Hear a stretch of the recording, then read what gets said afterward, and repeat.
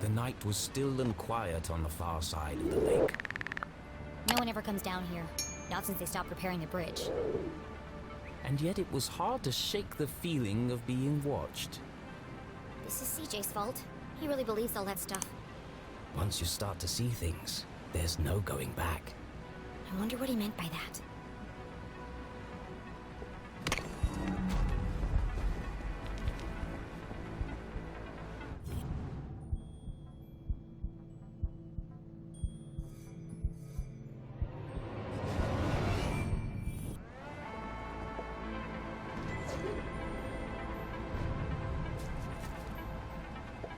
Forgotten Forest Trail. Voted most likely place to be eaten by bears. Arthurton Gazette.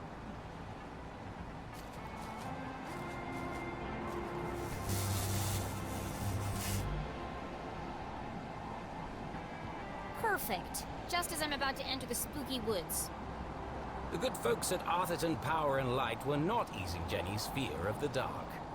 Of course, this was the very reason curfew had been put in place.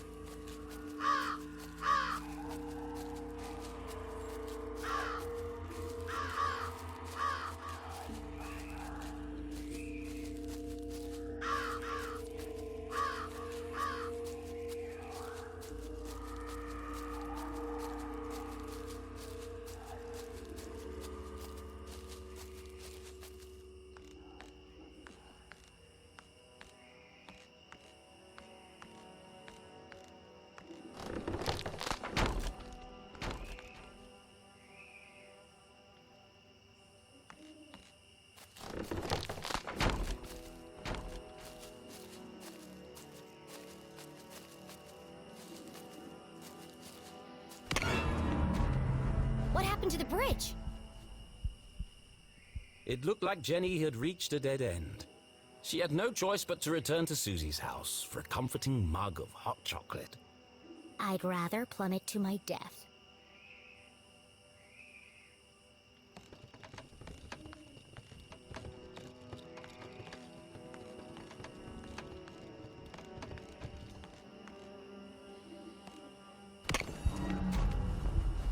It was a terrifying drop to the rocks below. Surely she wasn't contemplating jumping across. Mom always says a great detective takes calculated risks. So let's do the math.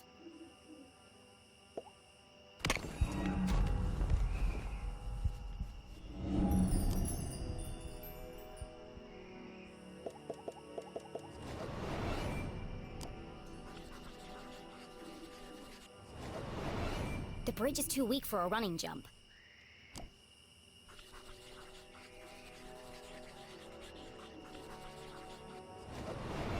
Taking into account the strong tailwind, and factoring in my athletic prowess, or lack thereof, I could make that jump 2 out of 3 times. Not bad odds. Terrible odds. Well, here goes nothing.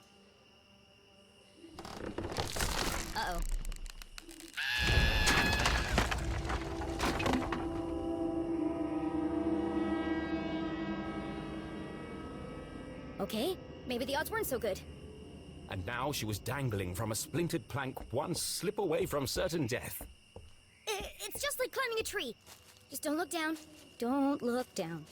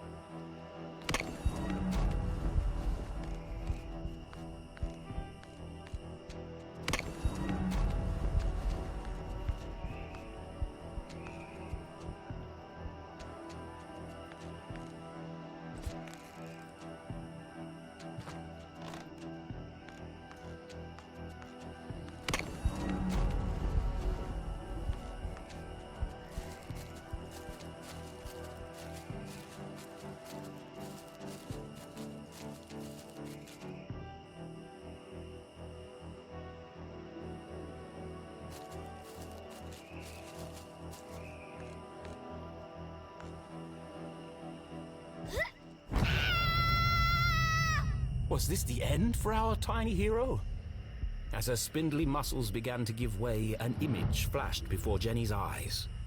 Her mother, dangling from a ledge, unable to pull herself to safety. How could she possibly save her family when she couldn't even save herself? I can't give up now. Mom needs me.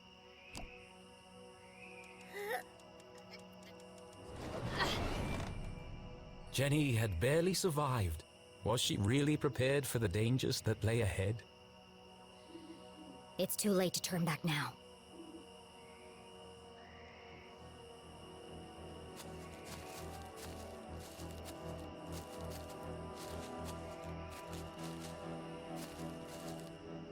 It might have been her recent brush with death, but Jenny's heart was pounding in her chest.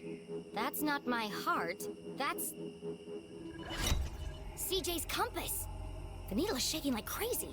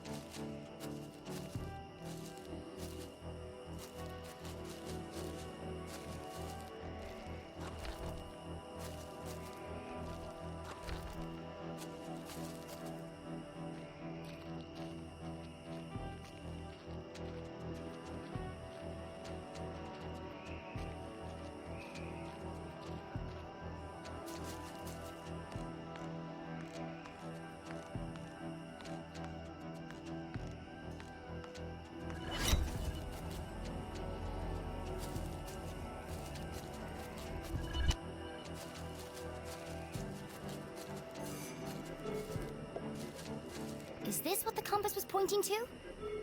Jenny paused for a moment and listened. It was quiet but distinct, a constant pulse, mechanical, unnatural. Man-made? But other than the sound it emitted, this rock was like any other in the forest.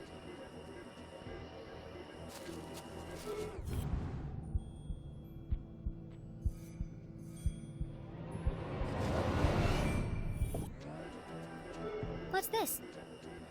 Another postcard piece. Curious.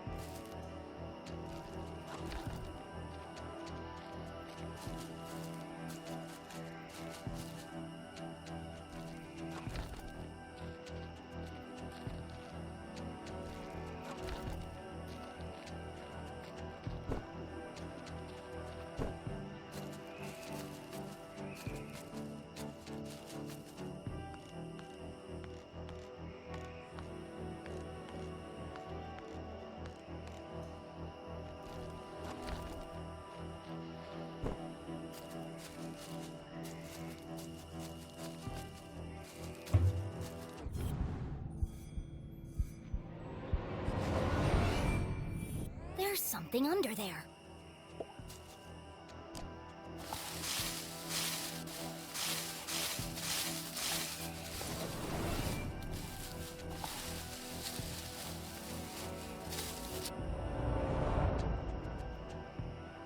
Jenny had spent her whole childhood exploring the woods behind her house.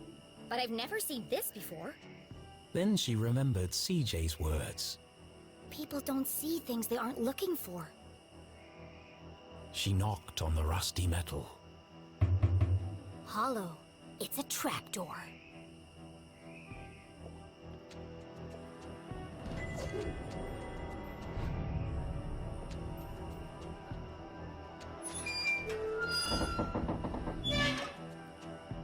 It's rusted up pretty badly. I can't move it.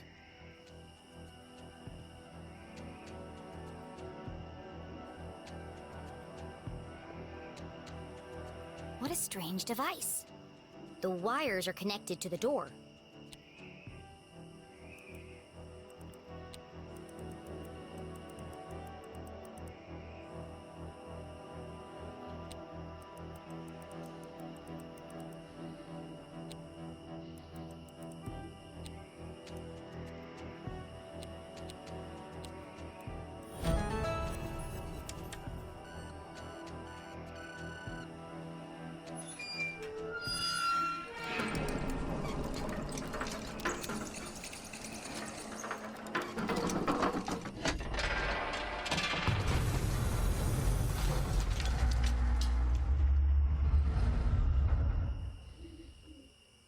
A stale, metallic odor filled the air as Jenny peered into the opening. It sure is dark down there. Too dark. But I can't just leave this unexplored. I have to see where it leads. And so Jenny descended blindly into the unknown.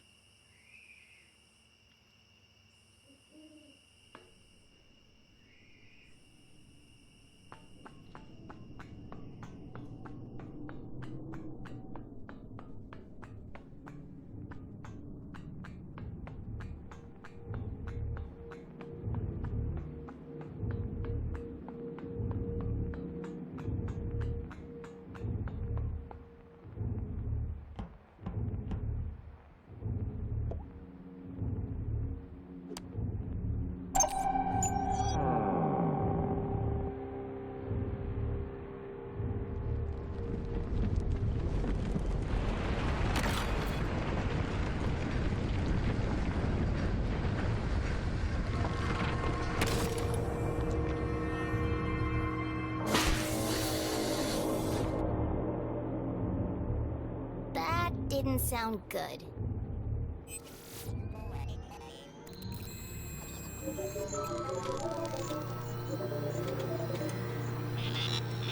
In all her short life, Jenny LeClue had never found herself in such a peculiar place. The town that once seemed a small, lifeless pond was suddenly an ocean of mysterious possibilities. Equal parts terrifying and intriguing, it was... Incredible! Yes, an incredible mystery in her very own backyard.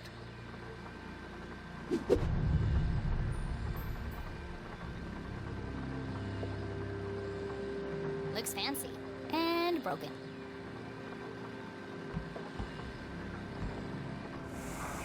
Jenny wiped away a thick layer of dust. Jeez, how long has this been here? Clearly the equipment had laid dormant for a long time, and yet... It's so futuristic. Straight out of those comics Keith is always reading. Starship cadets and the race for space. It feels... Alien. Now I'm starting to sound like CJ. There must be a logical explanation for all this. But its purpose would remain a mystery. Jenny dared not touch its intricate interface. I'll just press all the buttons and see what happens. Oh dear.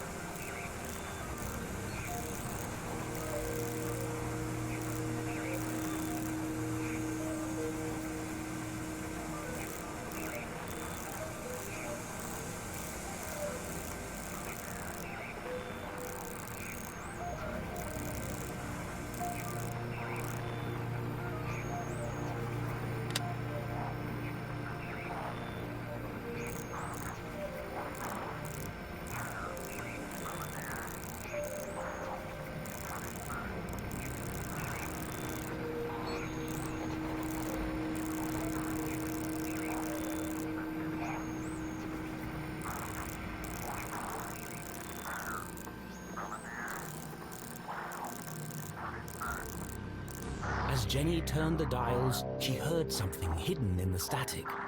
A voice? But what is he saying?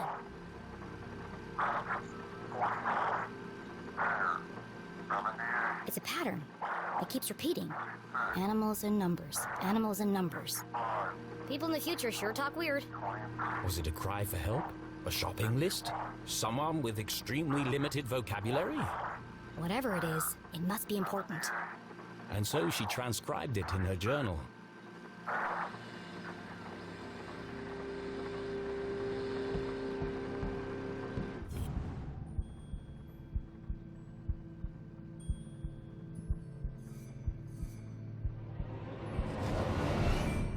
There's something stuck to the bottom of the ladder.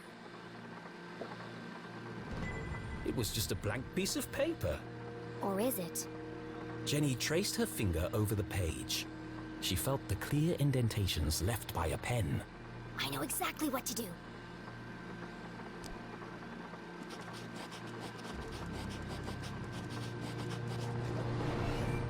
It worked. 1, 2, 3, 4. It was a code of some kind.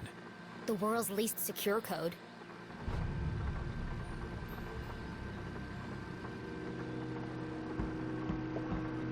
Please enter authorization code to begin. 1, 2, 3, 4. Code accepted. System authorized and armed for activation.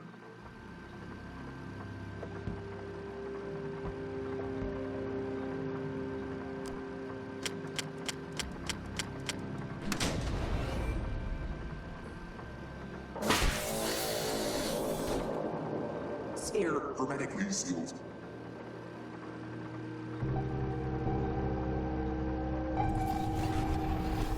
Magnetic transducer coils charging. Rotation phase harmonics stabilized. Commencing experiment age much older to study.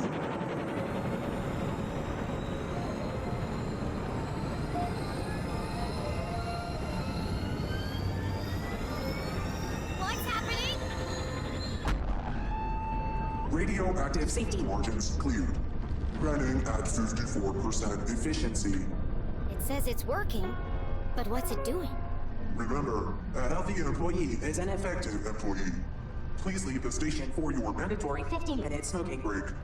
Decompressing spherical chamber.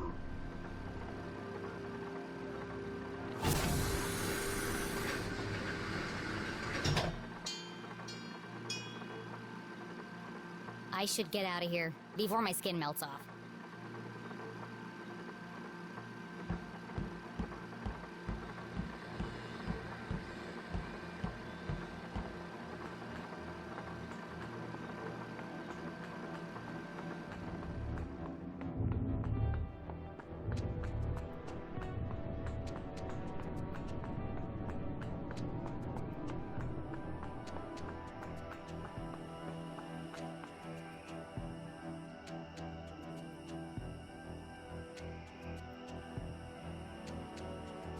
The boulders must have weighed a ton each, yet they floated in the air like balloons. CJ said he saw a swarm of UFOs circling the Forgotten Forest. Was Jenny beginning to make sense of CJ's wild ramblings? I'm gonna need a bucket of coffee to unpack all this.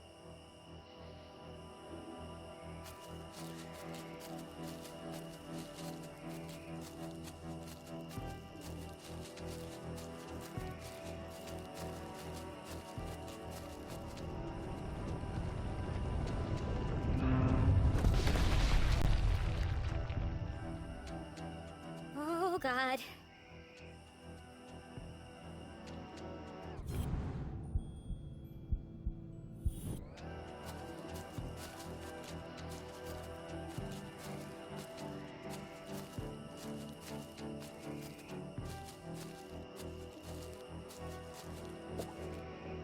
Our old fort. It didn't look like much, but this treehouse had once been Jenny and Keith's favorite hiding spot. I could never climb up there on my own. Keith always had to help me. They schemed and planned and swore never to let anything come between them. Just thinking about him hurt.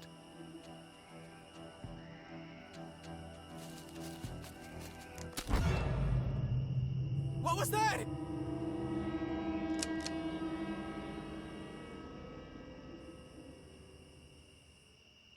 Steven! Steven! Steven! What? Did you hear that? I'm telling you, man. Not this again. Something's out here. Something big. Real big. There's nothing there. But I'm getting some super spooky vibes, man. For the last time, Kevin, the radio's off for emergencies only.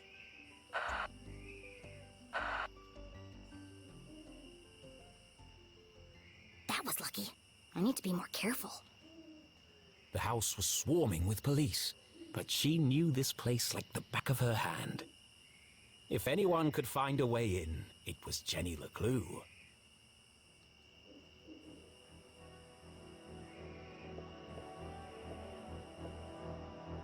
Out of the police's line of sight, the basement was her best entry point into the house.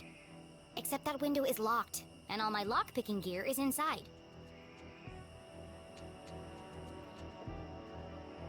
The window was ajar, the frame damaged. Somebody broke into my house. That's my job. But who? The police had used the front door. Whoever it was, that's my way in. It's tempting. But Jenny couldn't risk being seen by the police. There's probably a sneakier way in.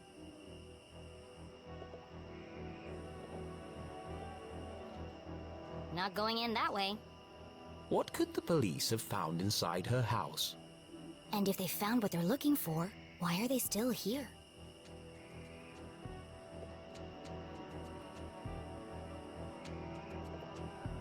That's Mom's room. The window looked a promising point of entry. I could climb the tree up onto the roof. But as Jenny knew, all the windows on the second floor were bolted down. Dad did it after a raccoon got in and trashed the place.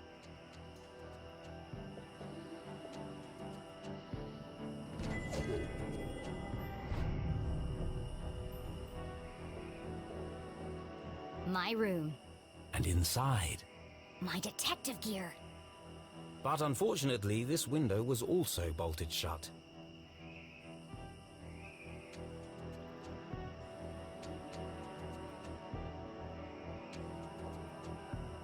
Dang, they've got the back door covered too.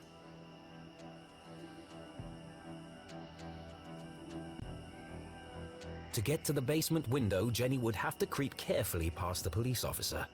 One false move and the game would be up.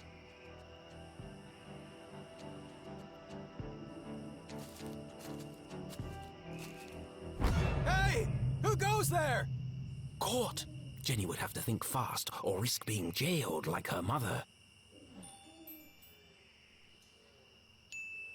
Here goes nothing.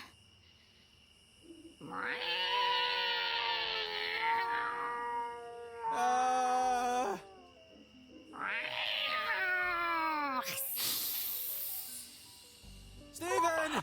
Please tell me you're there. What's up, buddy? I think you should know, and I say this with 100% certainty, that there's a mountain lion out here! Very likely. They're indigenous to this area. What?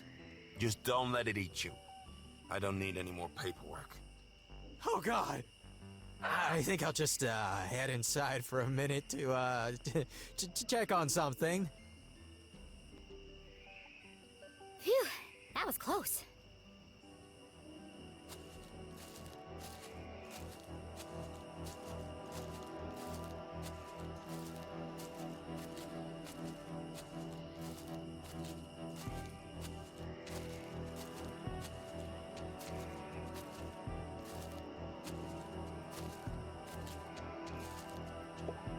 Someone definitely forced this open. Would Jenny enter the dark basement?